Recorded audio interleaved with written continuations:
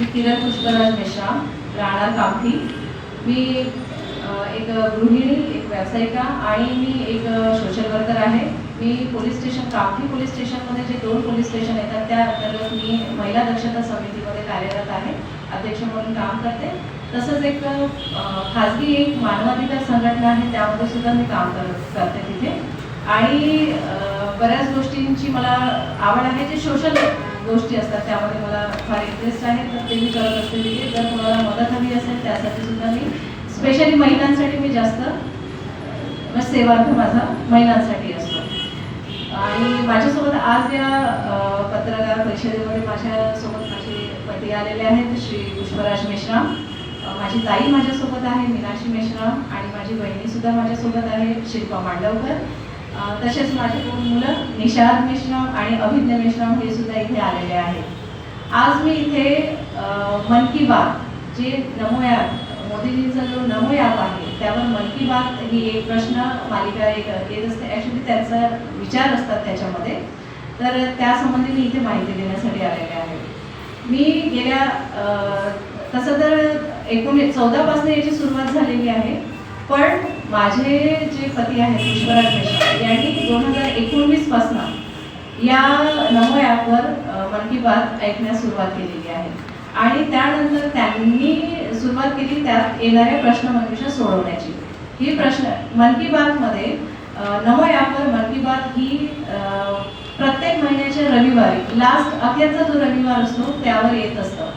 आणि त्यानंतर परत दुसऱ्या महिन्याच्या अखेरच्या रविवारपर्यंत ती प्रश्नमंजुषा सुरू असते. त्या मन की बातमध्ये मोदीजी आपले विचार मांडतात, तसेच त्यांचं भाषण असतं, ते विचार मांडतात. त्यामध्ये वेगवेगळे विषय घेऊन, भारतातले किंवा भारताबाहेरचे वेगवेगळे विषय घेऊन ते आपले विचार तिथे मांडत असतात. आणि ती प्रश्नमंजुषा त्या विचारांवरच पूर्णपणे आधारित असते. 10 प्रश्न त्यातनं तयार केलेले असतात आणि नमो ॲपवर ते 10 प्रश्न येतात. परत ते 10 प्रश्न ते 1 महिना दुसऱ्या महिन्याच्या अखेरच्या रविवारपर्यंत ते 10 प्रश्न चालतात. ही मन की बात खूप लक्षपूर्वक म्हणजे ऐकण्यात फार अनिवार्य असतं, कारण त्यावरच आधारित ते 10 प्रश्न असतात. ह्या 1 महिन्यात वेगवेगळ्या वेळेस लोक सोडवतात. असं जरुरी नाही की ज्या दिवशी ती मन की बातमध्ये झालेलं आहे त्याच दिवशी सोडवलं पाहिजे असं नाही. तुम्हाला 1 महिन्याचा कालावधी त्यामध्ये देण्यात येतो. त्यानंतर माझ्या मिस्टरांनी जेव्हा सुरुवात केली तेव्हा मागच्या वर्षी त्यांचा 10मध्ये म्हणजे इथे तर माझं 30 ह्याच्यामध्ये आलेलं आहे, पण 10 शीर्ष ह्याच्यामध्ये माझ्या मिस्टरांचा पहिला रँक आलेला होता. त्यामध्ये 10 प्रश्न असतात. 10 प्रश्न ते म्हणजे एका प्रश्नासाठी 30 सेकंद दिलेले असतात. पण असं आवश्यक नाही की तुम्ही तो प्रश्न वाचून 30 सेकंदामध्ये सोडवा. तुम्ही 30 सेकंदाच्या आधी सुद्धा तो प्रश्न तुम्ही सोडवू शकता. तेव्हाच तुमचं या 30 शीर्षमध्ये माझं जे आलेलं आहे तेव्हा तुमचा नंबर त्यामध्ये येत असतो.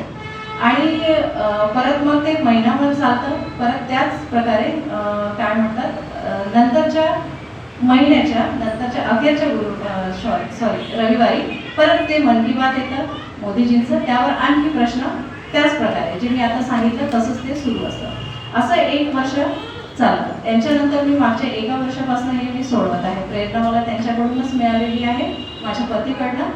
आणि त्यानंतर मला जसं मी डिसेंबरमध्ये लास्ट टाइम मी डिसेंबरमध्ये जेव्हा ही प्रश्नमंजुषा सोडवली तर मला ते जानेवारीपर्यंत ग्राह्य धरलं जातं. आणि त्यानंतरच मला हे अवॉर्ड मला मिळालेलं आहे. मोदीजींकडनं ही जी पुस्तक आहे ती आलेली आहे त्यांच्याकडनं, आणि त्यासोबत हे प्रशस्तीपत्रसुद्धा मला आलेले आहे.